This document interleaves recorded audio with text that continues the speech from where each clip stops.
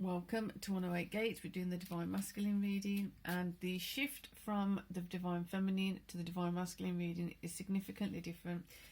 Not quite yet sure how to explain it, but we'll get there.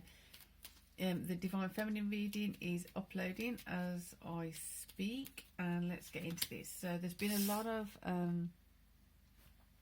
cards flying out, literally upside down, this way, that way, and I've had to stop it and kind of slow it down a bit because it was going a bit too fast. The Divine Feminine, in her emotional awareness and bringing more integrity and dignity to emotions, allowing the dignity of the emotions to present themselves more truthfully to self. Very interesting vibe.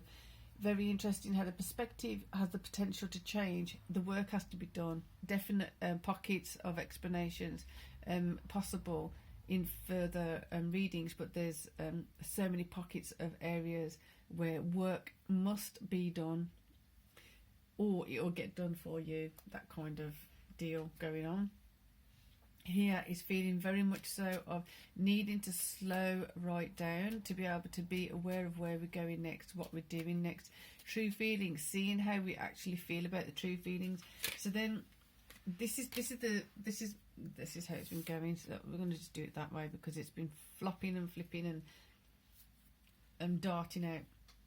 So when we come into contact with new aspects of our unconsciousness or pre-consciousness and things like that, there are certain things that you can't unthink and you can't unknow, and as a result of this, as the impact of this, so it's like cogs. They're definitely from having finished the Divine Feminine reading to putting up the short to coming to this now, I definitely felt the impact of possible, for those of you who love doing it and enjoy doing it and are comfortable to do it, there are definite possible quantum leaps available.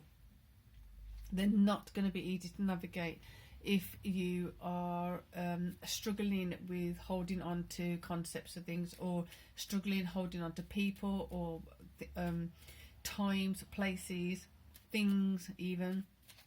So the true feelings coming in are around the concept of, I'm going to take this slowly. When we have things change in our consciousness, we think about someone differently. We see something differently. I'm going to give an example because it's it was strange when it happened, but I'm going to give an example because it might help. So there's a photo from childhood, and in that photo there's a particular foot. It's just a foot that kind of got into, and it's from the early 1980s, so it was old school camera, obviously. And that foot, every time I saw that photo, that foot, always thought it was someone else's foot. And then for some reason, I don't know what happened at the dentist yesterday. Well, I do, some of it. But some reason that foot became clear of whose actual foot it was, instead of whose foot I thought it was. So for 40 odd years, I've been thinking this is somebody's foot, or however long I've been looking at that photo, 30 years say. And then yesterday, for some reason, it just became clear that that's not actually that person's foot, it's someone else's. The whole energy of that photo shifted and changed. Now I don't actually know if whose foot it was, but the thing was, it was those kind of things are coming up are just like anywhere, but no rhyme or reason, or apparent rhyme or reason. It's just, oh, remember that flashback of that photo, that foot. I remember that foot in the photo. Why is it important? I don't know. Maybe it's not. Maybe it's just something unlocking. Who knows? I don't know. Either way, it's just going with it. And then this communication is like not to get stuck into this part of this, is about not getting stuck in the what, why, wherefores at the moment. It's just necessarily necessary basically to focus on. Saw it. Makes no sense right now, but we're going to go anyway. Follow the direction it's going in. Follow the way we are feeling that we got to go. It really is instinct and an intellectual conundrum, and we can't get stuck in the intellectual part of it. It's about instinct and intuition. There you go. So bringing the intellectualization and the rationalization of a lot of things in from it, and just letting it flow. Even as I'm speaking right now, it's like a million things are trying to come out at once. Let's just do this then. Absence of clarity, absence of the confusion. So absence of knowing why was that certain particular, why was that photo becoming so apparent in my mind yesterday at certain time. Why are you thinking about certain people possibly that you haven't thought about in a long time? Why are you doing certain things that you haven't done in possibly a long time or ever before? There's an absence of something, the absence of what was holding you back. If you don't know, so as I'm saying, as you shift your consciousness, usually the absence card comes in as there's something missing, it's not there, and you feel that gap. Here, it's now you've thought of something and you've come to a different conclusion, a different idea, a different vibration, a different frequency with that same thing, that something has the chance now to be absent, that didn't require to be there in the first place. It wasn't doing you any actual benefit. It possibly wasn't even any use. It was just simply, this has got stuck in that, and then now I don't need it, therefore absent. Letting it go for it to actually be absent. This then feels like it's opening up a whole new space, a whole new potential of thought patterns, a whole new way of seeing. And when I say a whole new way of thinking, I literally mean a whole new concept around something. When you shift and change where you think about things and you can't shift it back, where will that lead to now? We don't know because we haven't thought it yet. Isn't this fantastic energy? Justice. The justice coming in from that is where you've been held stuck, where you've been stuck, where you've been in an Eight of Swords kind of mode of held yourself stuck because you were too scared to look at the truth, because the truth may have been worse than the lie that you told yourself. But in fact, there's actually nothing there because of where it led from to put you into that space. So instead of actually letting go at a different time, there's the true feelings now having to come in of like, I'm feeling safer now. I'm feeling safe enough to acknowledge that thing. I'm feeling safe enough for this, that and the other. Along the way, there may be all these other random moments, random things, random hooks, random attachments that let go, or you let go of, or both, or neither. And you need to, or you can do, or the opportunity is here for you to. The justice coming in from that means that there's more coming and going. Looking out, looking to your options, looking to what's going, what's coming, looking to what was possible before, what's not possible before. But now you've got all this new energy, rejuvenated energy, reconnecting with higher frequencies of yourself, reconnecting with higher aspects of yourself, with those skills that you haven't nurtured. They're coming back to you to be nurtured, to be acknowledged, reintroducing themselves to you. The potential is just immensely opening up. Seven of Coins.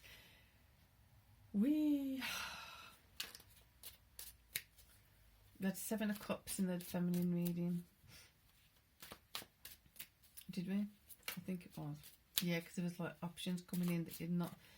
You've got to figure out what's suited to you. So as we are looking at the Seven of Coins, moving on from one stage to another, moving on from the equality and moving into a new space of like, you were in a space of equality, you were in a space of things being equilibrium, at a good equilibrium, at a good pace, at a good sustainable moving forward.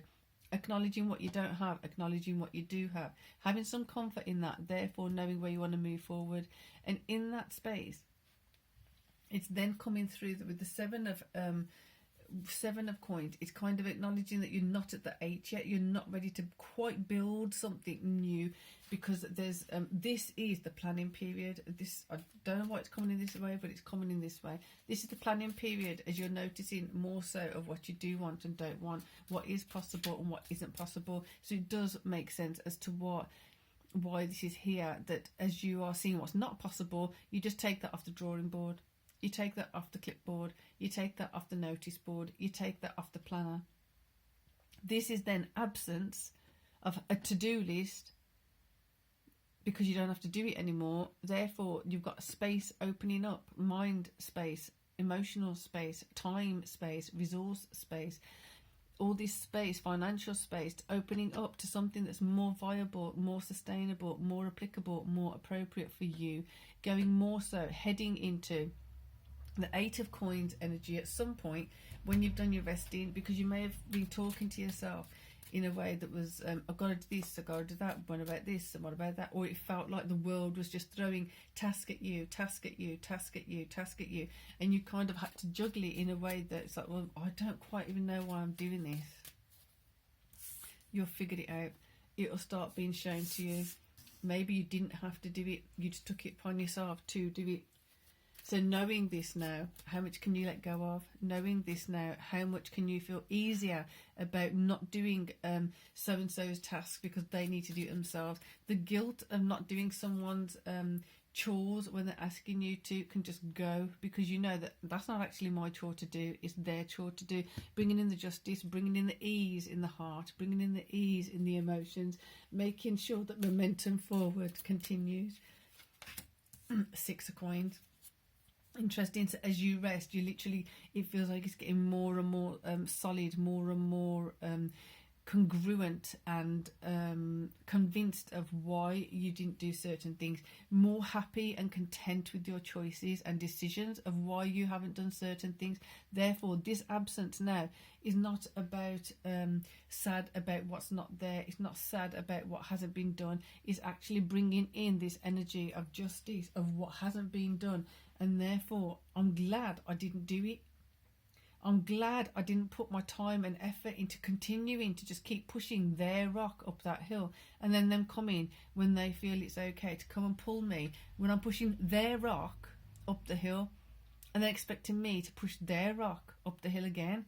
And for some reason I did it. Not anymore. I'm not doing it anymore. So absence in this one is really, really valuable, and seeing the importance of it, the true feelings. I ain't feeling guilty about it anymore. I don't need to be doing it. So therefore, all that guilt they put me through, all that guilt I allowed myself to be put through for not doing something, or shame, or whatever it is that you're feeling for not having done something, bringing in the clarity of your true feelings. I'm actually glad.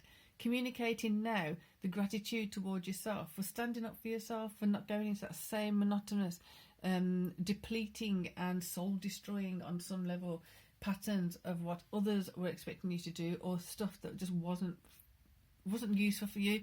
The clarity coming in gives you so much strength, so much joy, because then this is going to start feeding this.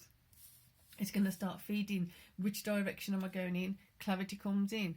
Rest, investing, knowing that you're good in where you're investing, knowing that you've got some equilibrium coming in, knowing where your absence is actually beneficial now because you have more to give to yourself, more to bring into yourself. Therefore, in time, it will accumulate and you'll be more productive when you are able to share again, or able to provide help and support for others who are actually deserving of it and actually appreciate it and will utilise it. Therefore, clarity coming into this feeding that you're having the options to choose what to let go of, what to keep in place, and therefore then taking you to the 7 of Coins in this particular reading is feeling very strongly along the lines of, what am I getting ready to plan, what am I getting ready to build? So I did say at some point there'll be a 8 of Coins, but we've got the 6 first to bring in the clarity first of what you do have, of what is working well. Go with that. There you go. Then in that, all your self-worth, your self-exuberance, your self-vitality, your self-respect, your dignity is going to be, there's a lot around dignity at the moment. So if you just have a ponder and think about, what does dignity mean to you?